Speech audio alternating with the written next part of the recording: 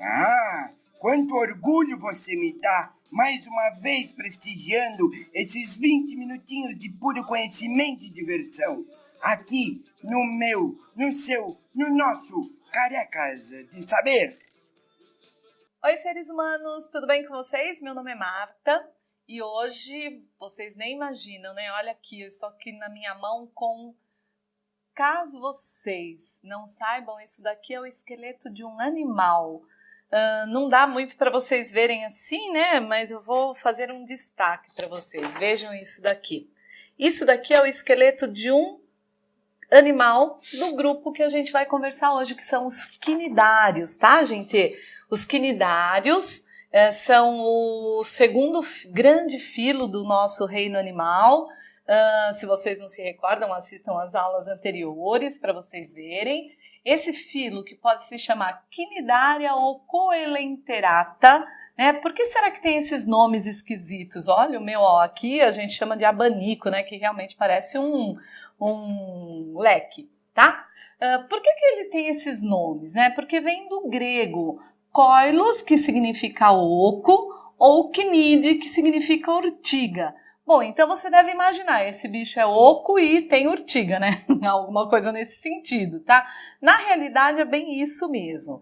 Esse grupo de animais é o primeiro grupo de animais que tem uma cavidade gástrica. Então é a primeira vez que a gente começa a falar no reino animal de cavidade gástrica, de células que são células com capacidade de produção de uma enzima digestiva, né? Porque para ser cavidade gástrica, necessariamente tem que ter um grupo de células que produz uma enzima digestiva e faça a digestão extracelular. Porque o filo que nós vimos na aula passada é o filo dos poríferos e eles não têm digestão extracelular, eles só têm digestão intracelular. Os nossos quinidários não, eles já são o primeiro grupo de animais que tem cavidade gástrica, células específicas para a produção de enzima digestiva e que tem digestão extracelular.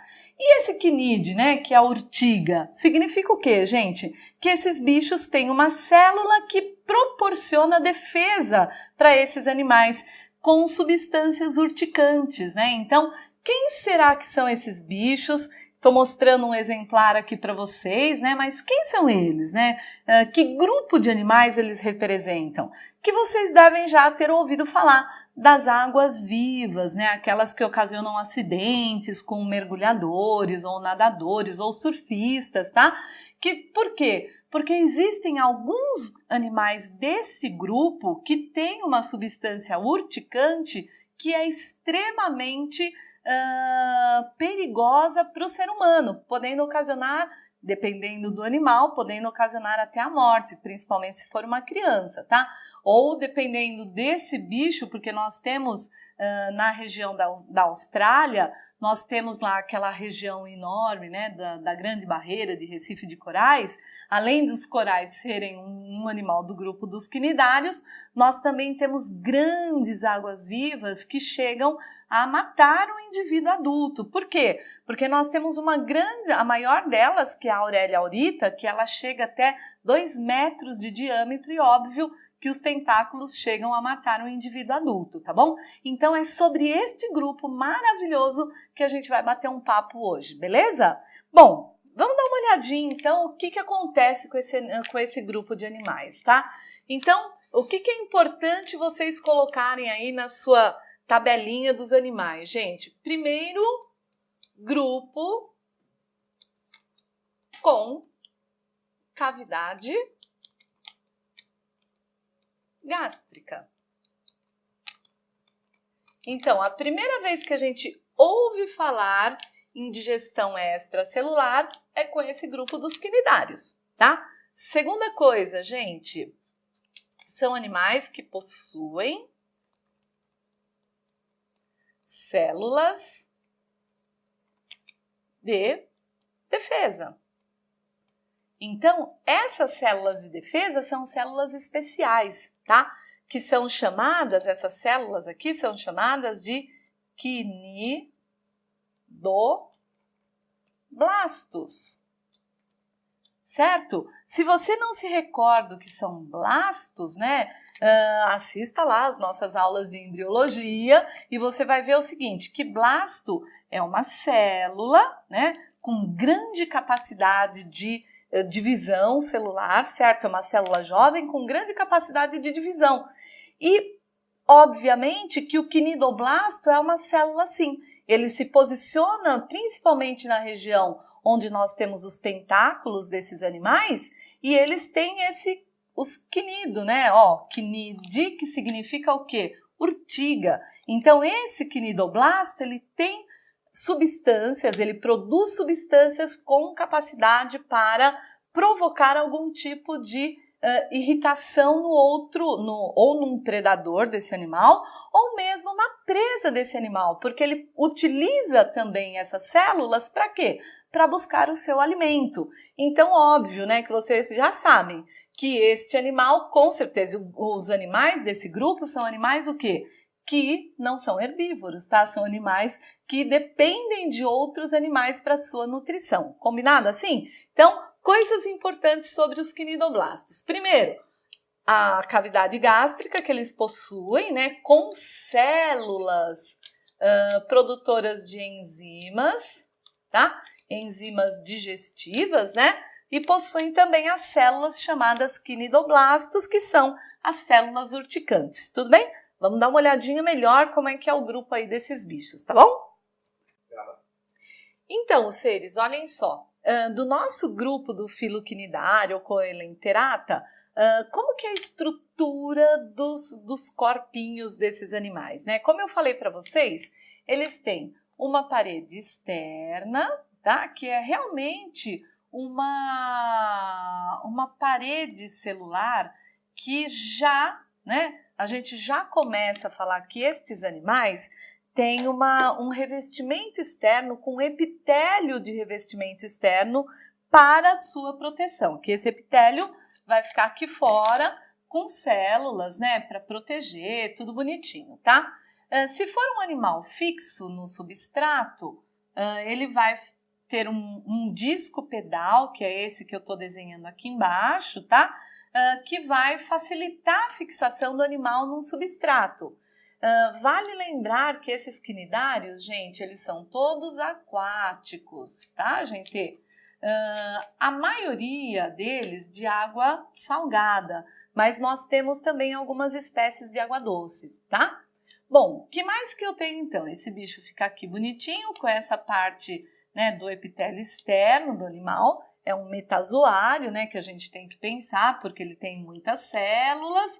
Bom, ele tem um disco oral, onde se posiciona a boca deste animal, tá? Esta boca vai ser cercada de tentáculos, né? Sempre, quer seja um animal fixo no substrato, um animal que é livre natante. E da boca vem o que, gente? Vem especificamente a cavidade gástrica, que é essa daqui, cavidade gástrica. E aqui dentro da cavidade gástrica, né, o ênteron que a gente fala, êntero que vem do que, gente? De interno, principalmente gástrico, né? Então, o que acontece? Aqui na cavidade gástrica eu tenho células produtoras de enzimas digestivas, tudo bem? Então, esse, olha, animal aquático mesmo aqui, né? E é o jeitão do corpo desse animal. Bom, o que eu tenho aqui nos tentáculos, gente? É nesses tentáculos que eu encontro as células de defesa, que são os quinidoblastos que eu falei para vocês, tá? O quinidoblasto, gente, ele tem este jeitão aqui, ó. Eu vou desenhar para vocês, né? Ele tem uma região que nós chamamos de quinidocílio, tá? Esse quinidocílio, ele é conectado a uma cavidade interna aqui da nossa célula, né? Imaginem isso, daqui é uma célula mesmo, e essas células ficam todas nos tentáculos desses animais. Então, a célula tem o núcleo, tudo bonitinho aqui, tem citoplasma e tem essa região, não sei se dá para vocês verem, mas tem como se fosse uma molinha propulsora, tá? E esse quinidocílio aqui, ele funciona, sabe aquelas caixinhas que tem um palhaço dentro, né? Que você abre e ela faz goin, goin, goin, né? Então, quando esse quinidocílio que está aqui no tentáculo esbarra no animal ou na presa que esse animal queira, né, trazer ou queira se defender, o que acontece aqui, gente? Olha que interessante. Este quinidocílio libera-se, tá? Liberando junto com ele o quê? A substância urticante que estava aqui dentro. Tchuf. Tá vendo, ó? Beleza? Entenderam como que é o processo? Então, a célula está aqui paradinha, bonitinha, com o quinidocílio aqui dentro, tá? Aí, o que vai acontecer? Esbarrou esse quinidocílio em alguma coisa, né? Uma superfície. O que acontece? Gente, libera como se fosse aquele palhacinho. Tum, tum, tum, tá? Liberou, gente. O que é isso que eu desenhei aqui? Essa substância urticante que tem aqui dentro é liberada. É liberada e mandada para onde, gente? Para a pele ou para o corpo daquele animal. E aí, então, imaginem isso daqui, né? O animal está aqui, ele liberou o quinidocílio, aí faz o quê? Prendeu na presa que ele queria e traz para o interior da cavidade gástrica desse bicho. Olha que legal, tá? E aí, gente, como eu desenhei aqui para vocês, eu tenho dois tipos de corpos, né? Eu tenho o que nós chamamos de pólipo, que é esse daqui. O pólipo é a estrutura fixa no substrato, tá? Da mesma forma como eu desenhei aqui, então tem um disco pedal, tem o corpinho, tem os tentáculos, né? Então, aqui são os tentáculos. Esses tentáculos, onde eu tenho o quê, gente? Onde eu tenho os quinidoblastos, tá bom? Isso daqui o que é, gente? A boca, né? Isso daqui é a cavidade gástrica, tudo bem? E essa outra forma, que é uma forma de medusa, tá? Ou medusoide. Por quê? Porque ela é livre natante.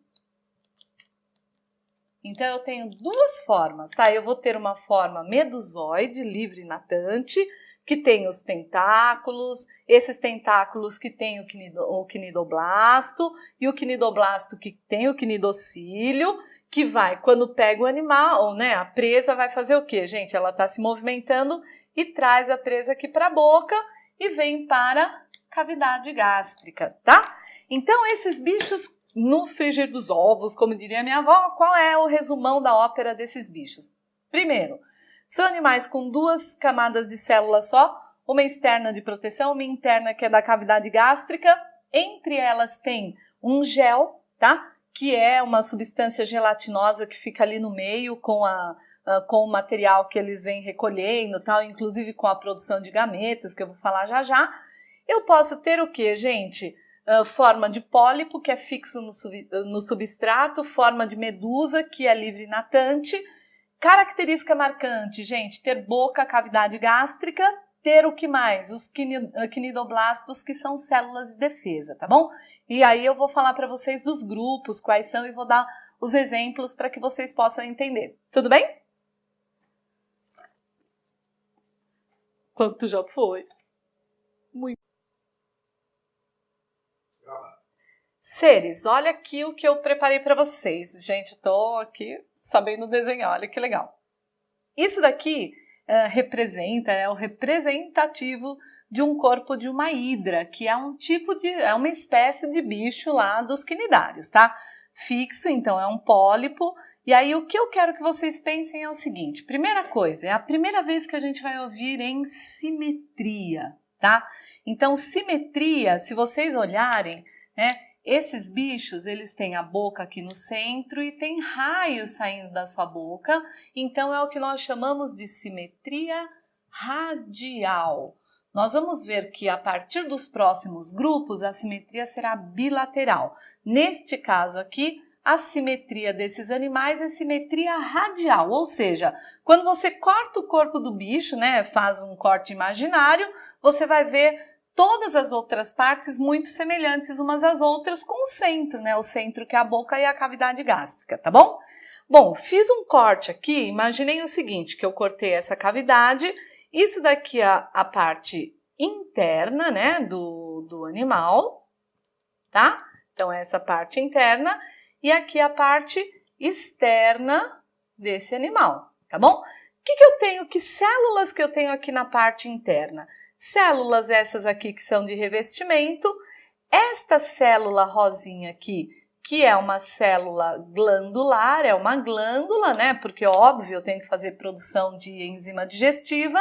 E essa célula flagelada, que vai auxiliar, né, no processo digestório. E eu ainda tenho uma célula sensitiva, tá?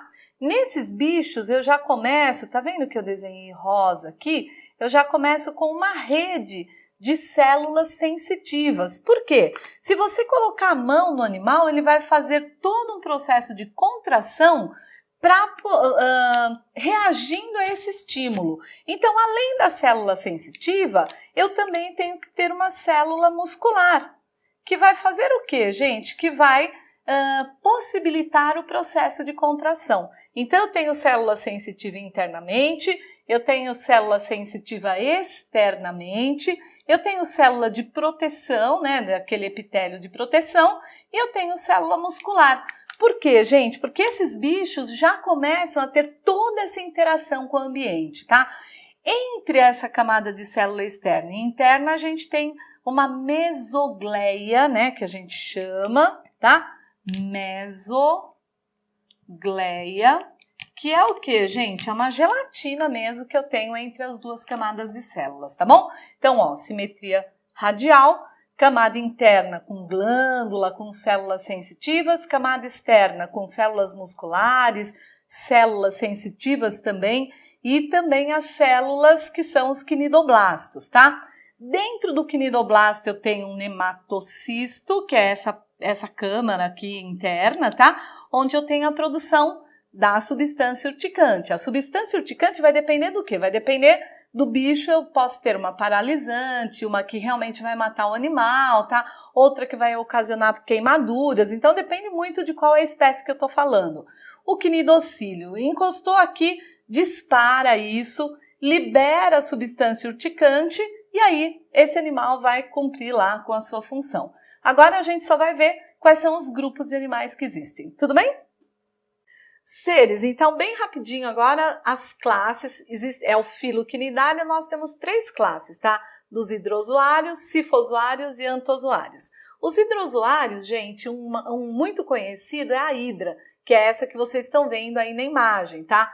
Um outro conhecidão é a caravela. A caravela, ela também é um hidrozoário. Na realidade, são pólipos invertidos, isso que vocês estão vendo, e fica uma bolsinha para que elas possam ficar flutuando na água, tá? E esses tentáculos é onde tem aquelas células urticantes que são extremamente perigosos, tá? Então, a hidra e as caravelas, que são exemplos aqui dos hidrozoários.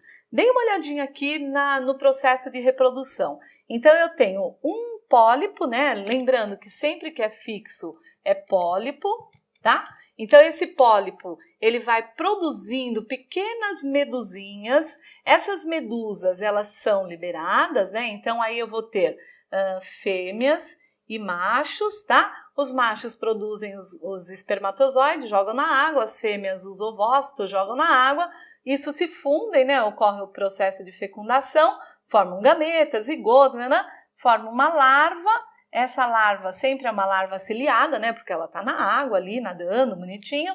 Essa larva se fixa no substrato, forma novamente o pólipo, que é uma colônia, né? Os hidrozoários normalmente são colônias de animais, né? Que se fixam aqui nesse pólipo, assim como a caravela também é uma colônia. Aí esse pólipo se forma e vai então alternando a geração, tá, gente? Então é ora uma geração que eu tenho lá machos e fêmeas, ora uma geração que eu tenho então uma reprodução assexuada. Por isso que a gente chama de alternância de gerações, tá? Quando é pólipo, ele vai ter uma reprodução assexuada e quando é medusa, ele tem reprodução assexuada. Tudo bem? Tranquilo? Segunda classe, gente, os sifozoários. Sifozoários, na grande maioria das vezes, eles são o quê? Eles são medusas, né? São formas medusoides, tá? Ao contrário dos hidrozoários, que a grande maioria das vezes eles são o quê, gente? Eles são a maior parte do tempo pólipo e menor parte do tempo medusa. E sifozoário, maior parte do tempo medusa, menor parte do tempo pólipo, tá? Mas também tem o quê, gente? Tem alternância de gerações. As medusas são essas que vocês estão vendo aí, né? São grandes, as águas-vivas todas são medusas, como vocês podem ver aí na imagem. Voltando aqui, como é que é a reprodução? Eu vou ter o quê, gente? Eu vou ter machos, eu vou ter fêmeas, né? Então, os machos liberam os espermatozoides. Esses espermatozoides encontram os ovócitos dentro da fêmea.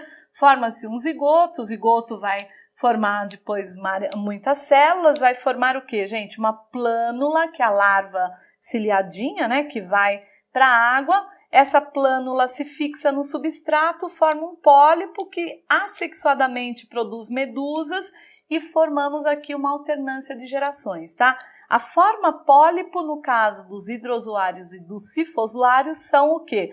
O momento de reprodução assexuada. E a forma medusoide é o momento de reprodução sexuada. Tudo bem? Terceira e última classe, gente, os antozoários, né? Os antozoários são sempre pólipos, tá? Deem uma olhadinha aí nesses antozoários que eu separei para vocês, né? Então, você tem as anêmonas, né? Lembra lá do Procurando Nemo, tá? Todas essas que eu tô mostrando para vocês aí são pólipos, são fixos no substrato. Esses animais é que formam, quando você fala da grande barreira de Recife de corais lá da Austrália, são pólipos de antozoários que formam os recifes de coral. Tudo bem? Aqui no Brasil nós temos inúmeras espécies, é maravilhoso, tá? Então, nós temos lá os pólipos. Como é que eles se reproduzem? Voltando aqui para mim. O pólipo produz gametas no seu interior, esses gametas são lançados na água, ou o gameta masculino é lançado na água e vem para o interior do pólipo feminino, né, que tem gameta feminino, ou tudo é lançado na água, depende da espécie. Aí o que acontece? Esses gametas se fundem, forma-se um zigoto, esse zigoto forma novamente um pólipo e aí recomeça todo o ciclo, tá? Então, aqui nos antozoários eu não tenho essa alternância de gerações de pólipo e medusa como nós tínhamos nas outras classes. Combinado assim? Gente, é isso, esse grupo de animais é extremamente importante, tá? Vejam, estudem, olhem um pouquinho, porque eles são muito coloridos, são muito lindos, né? E eles estão correndo um sério risco, principalmente aqui dos recifes de coral, com o quê, gente? Com as mudanças climáticas, né? A gente tem um fenômeno aí chamado branqueamento de corais, tá? Vejam um pouquinho sobre isso, a gente vai falar um pouco disso mais pra frente, mas é um momento para você lembrar um pouquinho aí desse branqueamento dos corais. Combinado assim? Então, não percam a próxima aula, né? Que a gente vai falar de mais coisas e por enquanto é só, gente. Beijo no coração de todos e até a próxima!